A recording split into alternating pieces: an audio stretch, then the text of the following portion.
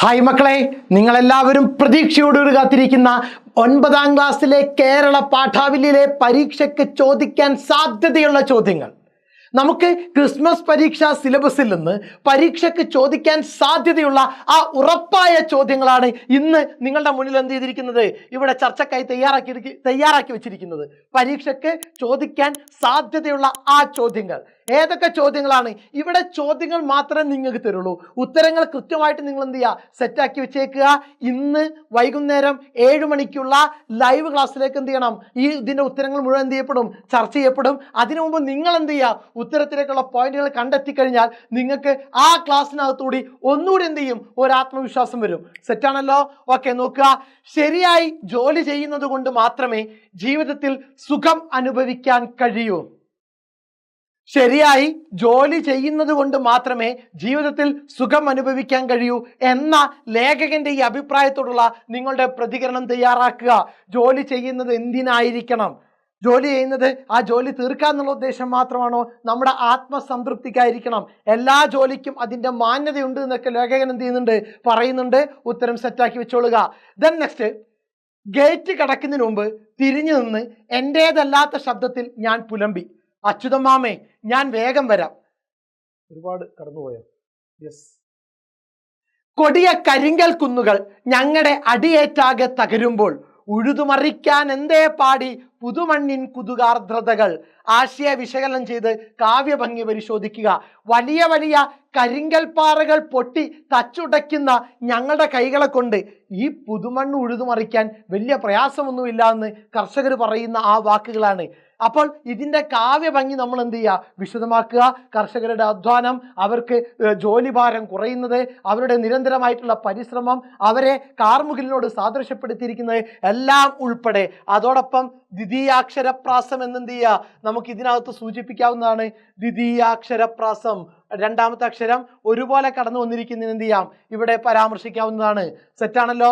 Then next, എത്ര സുന്ദരവും സുരഭിലവുമാണ് എൻ്റെ നാട്, എത്ര അഭിമാനിക്കാവുന്നതാണ് സ്വതന്ത്ര ഭാരതത്തിലെ പൗരത്വം.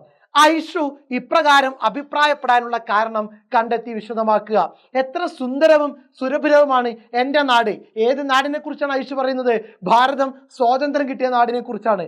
അപ്പോൾ സ്വാതന്ത്ര്യം കിട്ടുന്നതിന് മുമ്പുള്ള സാമൂഹിക അവസ്ഥ എന്തായിരുന്നു? ഇതൊക്കെ എഴുതി വെച്ച് കഴിഞ്ഞാൽ ഇതിൻ്റെ കാരണം എന്ത് ചെയ്തു, നമുക്ക് കൃത്യമായി കഴിഞ്ഞു. സെറ്റാണല്ലോ? സെറ്റാക്കി വെച്ചോളുക. ദെൻ നെക്സ്റ്റ്, കർഷക തൊഴിലാളികളെ വേർതിരിച്ചിരുത്തണമോ? ശ്രീനാരായണ ഗുരു ചോദിക്കുന്നുണ്ട്, ആ ഇരിക്കുന്ന കർഷകരെ ഇങ്ങനെ വേർതിരിച്ചിരുത്തണമോ? അവരും നമ്മളിൽപ്പെട്ടവരല്ലേ എന്ന ഗുരുവിൻ്റെ ചോദ്യത്തിൻ്റെ പൊരുൾ കണ്ടെത്തുക. അപ്പോൾ ഞാൻ നേരത്തെ പറഞ്ഞ പോയിന്റ് കൂടി ഉൾപ്പെടുത്തി വിശദമാക്കി കഴിഞ്ഞാൽ നമ്മുടെ ഉത്തരം പൂർത്തിയായി. ഗേറ്റ് കടക്കുന്നതിന് മുമ്പ് തിരിഞ്ഞു നിന്ന് എൻ്റേതല്ലാത്ത ശബ്ദത്തിൽ ഞാൻ പുലമ്പി, അച്യുതമാമേ ഞാൻ വേഗം വരാം.